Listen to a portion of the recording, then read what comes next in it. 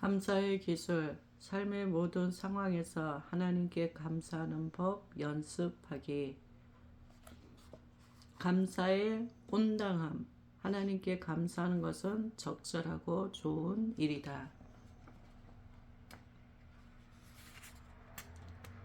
다음과 같은 상황을 한번 상상해 보라. 당신은 오랫동안 중세시대의 어둡고 축축한 지하 감옥에 갇혀 있으며 현재 처형이 임박해 있는 상태다. 몸에서는 냄새가, 아니 코를 찌르는 악취가 난다. 감방 안은 칠흑같이 어둡다. 입고 있는 옷은 오래전에 더러운 누더기가 되었고 사방이 끈적거리는 감방 안에서는 고약한 옷물 냄새가 난다. 어느 날 간수가 다가오는 소리가 들린다. 철커덕. 문이 열리면서 간수가 고함을 친다. 누군가가 당신의 몸값을 지불했소. 이제 당신은 자유여. 뭐라고? 당신은 비틀비틀 지하 감옥의 계단을 오르면서 몸을 돌려 간수에게 묻는다. 몸값이라고요? 그가 내 몸값은 얼마였습니까? 간수가 중얼거린다. 당신을 대신해서 죽어야 했지. 당신이 묻는다. 그는 언제 저를 대신해서 죽나요? 이미 죽었어. 간수는 어서 돌계단을 올라오라고 손짓한다. 어안이 벙벙해진 당신은 계단을 오르다가 마지막 출입문 앞에서 다시 한번 묻는다. 그 사람은 어떻게 죽었습니까? 그가 알고 있던 방식대로 죽었어. 산채로 도륙당했지. 어떻게 이런 일이? 이런 경우 놀람으로 인해 감사의 마음이 몇 배로 더 커지지 않을까? 그리고 당신은 놀람 가운데서도 자유를 만끽하며 친구들에게 모든 사람에게 달려가 당신이 얼마나 감사한지 열렬히 외치지 않을까? 그리스도께서 당신의 몸값을 지불하셨으며 그분 자신이 곧 몸값이다. 인자가 온 것은 섬김을 받으려 함이 아니라 도리어 섬기려 하고 자기 목숨을 많은 사람의 대속물로 주려 함이니라. 그리스도께서는 빚을 갚을 길이 없는 포로들의 빚을 대신 갚아 주셨다. 그러므로 자유의 몸이 된 포로들에게서 감사의 마음이 솟구치는 것은 너무나도 온당한 일이다. 나를 능하게 하신 그리스도 예수 우리 주께 내가 감사함은 나를 충성되이 여겨 내게 직분을 맡기심이니 내가 전에는 비방자여 박해자여 폭행자였으나 도리어 긍휼을 입은 것은 내가 믿지 아니할 때에 알지 못하고 행하였음이라. 우리 주의 은혜가 그리스도 예수 안에 있는 믿음과 사랑과 함께 넘치도록 풍성하여도다. 미쁘다 모든 사람이 받을 만한 이 말이여 그리스도 예수께서 죄인을 구원하시려고 세상에 임하셨다 하였도다. 죄인 중에 내가 개수니라. 우리는 늘 공급받는다. 헤아릴 수 없을 만큼 가치 있으며 모든 사람이 받을 만한 우리의 구원뿐 아니라 모든 사람이 가진 모든 것이 하나님에게서 비롯된다. 하나님은 만민에게 생명과 호흡과 만물을 친히 주시는 분이시다. 하나님은 우리를 존재하게 하시고 우리를 붙잡아 주신다. 우리는 1년 365일 하루 24시간 하나님에게서 공급받고 있다. 우리 삶의 모든 면에서 우리는 수혜자인 것이다. 그렇다면 수혜자로서 은혜를 베푸신 분께 크나큰 감사를 표현하는 것은 얼마나 온당한 일인가? 그리고 감사하지 않는 것은 얼마나 잘못된 일인가? 감사하는 것과 감사하지 않는 것은 가르마를 오른쪽으로 탔다가 왼쪽으로 타는 것처럼 별것 아닌 일이 아니다. 나란히 떨어지는 빗방울이 대서양으로 흐르느냐 태평양으로 흐르느냐를 결정하는 대륙의 경계선처럼 감사하는 것과 감사하지 않는 것은 완전히 다른 결과를 가져온다. 바울은 고린도 교인들에게 그리고 우리에게 다음과 같은 수사적 질문을 던진다. 내게 있는 것 중에 받지 아니한 것이 무엇이냐? 정답은 분명하다. 우리가 가진 모든 것이 받은 것이라면 이 모든 것에 대해 감사하는 마음을 갖는 것은 마땅한 일이다. 하나님은 현재 우리가 가진 모든 것을 주셨을 뿐만 아니라 미래에 갖게 될 모든 것 또한 주실 것이다. 자기 아들을 아끼지 아니하시고 우리 모든 사람을 위하여 내주신 이가 어찌 그 아들과 함께 모든 것을 우리에게 주시지 아니하겠느냐. 하나님의 공급하심에는 끝이 없다. 우리가 이건 하나님에게서 받지 않았으니까 이것에 대해서는 하나님께 감사할 필요가 없어 라고 생각할 만한 것은 아무것도 없다. 깨어있는 영혼이라면 하나님의 은혜가 더할수록 그분의 선물을 알아차리고 감사히 여길 것이다. 하나님은 우리에게 빚진 것이 없으시다. 단 하나도 없으시다. 우리가 가진 모든 것은 은혜를 통해 주어진 것으로 받을 자격도 없고 받기 위해 수고하지도 않았고 요청하지도 않은 것이다. 하나님은 우리 각자에게 우리가 청한 적도 없고 센스 있게 미리 준비한 적도 없는 수많은 것을 주셨다. 당신은 하나님께 2개의 신장을 달라고 요청했는가? 눈에 수분을 공급해주는 눈물샘을 달라고 요청했는가? 지구를 둘러싸고 있는 오존층을 달라고 요청했는가? 뇌에 시냅스를 달라고 요청했는가? 아니, 우리는 요청한 것이 없다.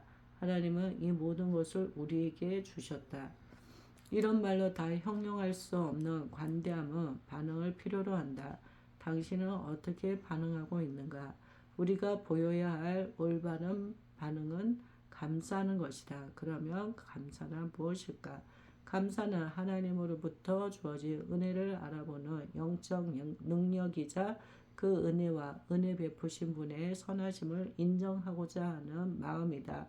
사실 성경에 은혜와 감사로 번역되어 있는 단어는 같은 헬라어 어원을 가지고 있다. 하나님은 아무것도 헛되이 하지 않으신다.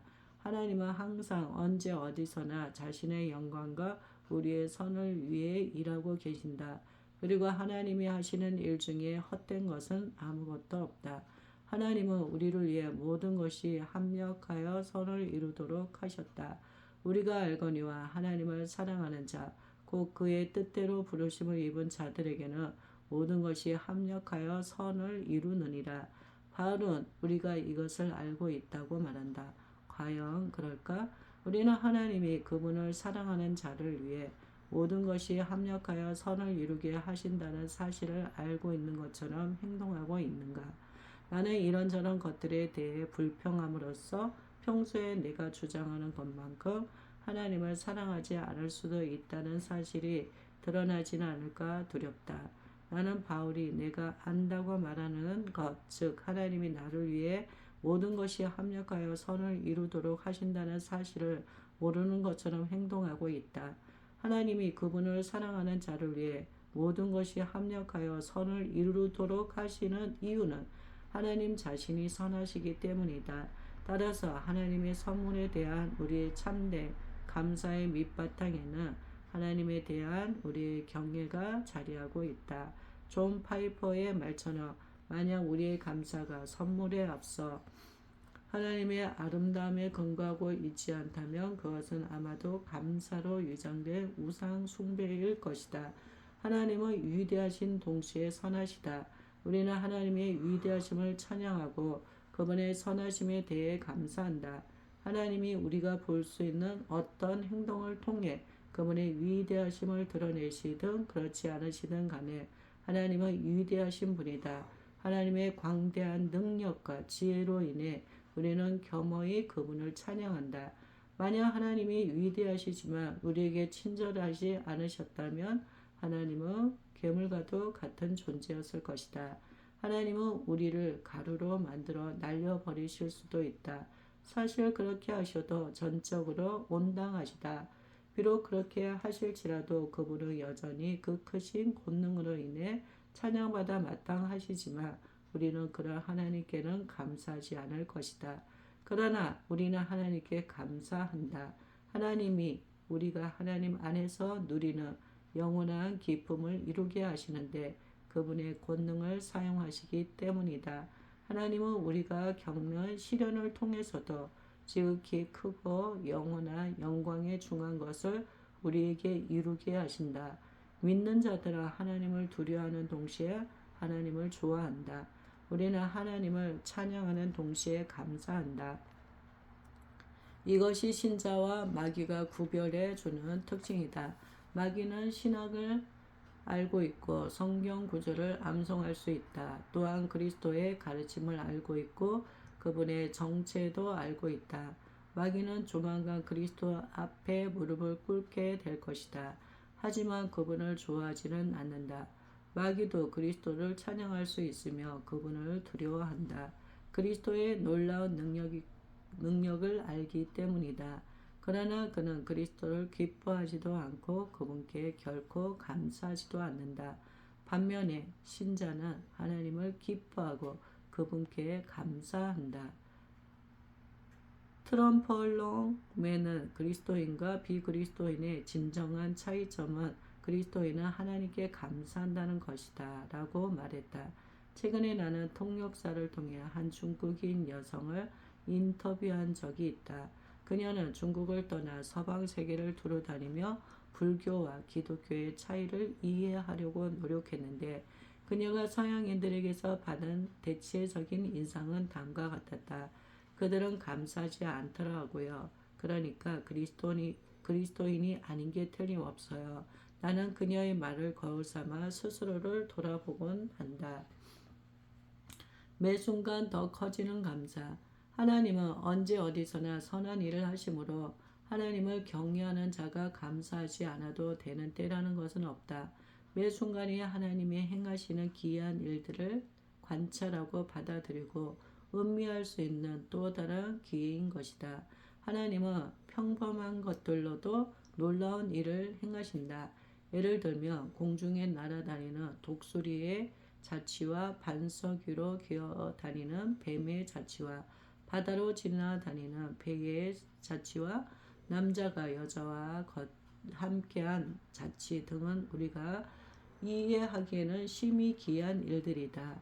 하나님은 그분을 사랑하는 자를 위해 모든 것이 합력하여 선을 이루게 하심으로 우리가 모든 것에 대해서 우리 주 예수 그리스도의 이름으로 항상 아버지 하나님께 감사하는 것이 마땅하다.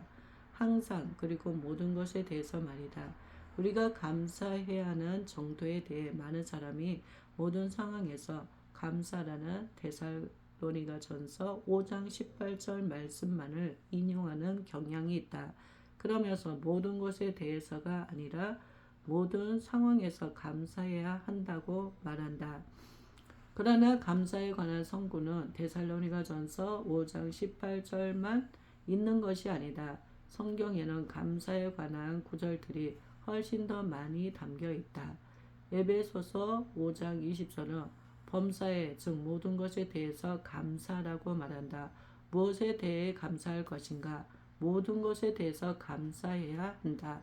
언제 감사할 것인가? 항상 감사해야 한다. 그러니까 에베소서 5장 20절의 감사는 데살로니가전서 5장 18절의 감사를 훨씬 더 큰 것으로 다시 말해 모든 상황 가운데서 단순히 감사하는 정도가 아니라 모든 것에 대해 감사하는 것으로 확장시킨다. 모든 상황에서 감사하는 것에 대해 한번 생각해 보자. 헝가리 속담 중에 무리가 무너지면 너무 좁은 널판지도 귀하다라는 말이 있다. 이것은 데살로니가전서 5장 18절에 나타난 삶의 태도를 수용하는 한 가지 방식일 것이다. 우리는 이 같은 태도를 받아들여 다리가 무너지면 다리의 남은 부분에 대해 감사해야 한다. 그러나 무너진 부분에 대해서도 감사하게 여기는가?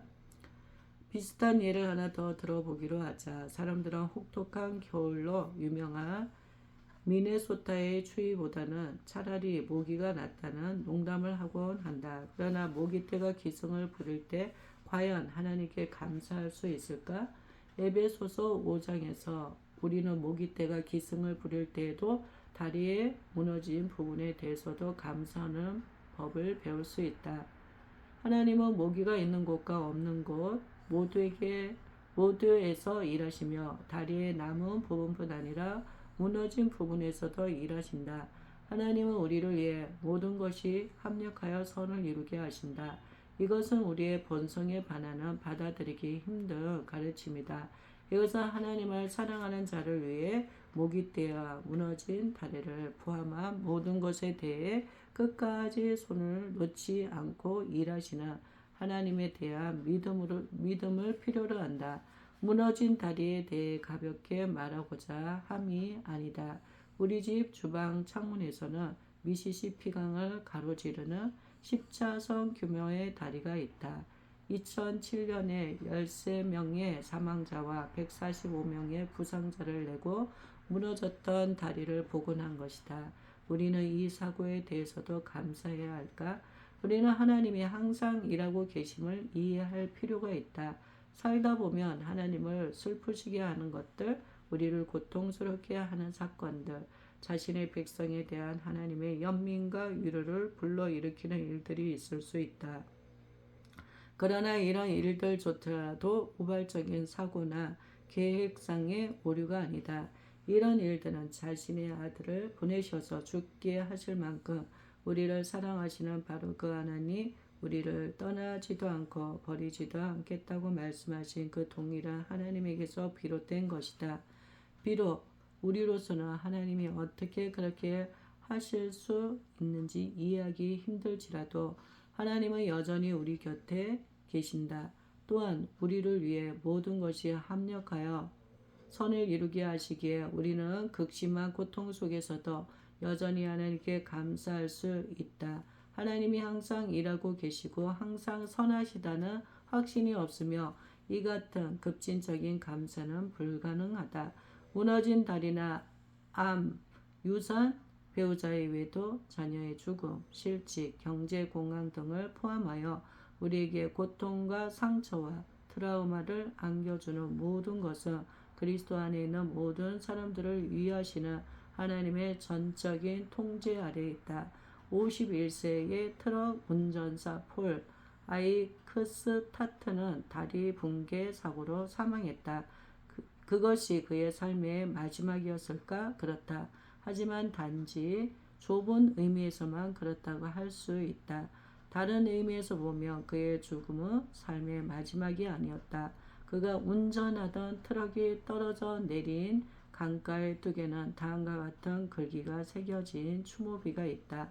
나는 전국 방방곡곡을 여행하는 여행자였다네. 나는 산의 간증을 들었고 하늘이 하나님의 영광을 선포하는 것을 들었지. 콘크리트와 강철이 무너져 내릴 때까지 나는 고속도로를 달리며 여행을 했네. 비록 다리가 무너져 땅속에 묻혔지만 나는 여전히 살아있다네.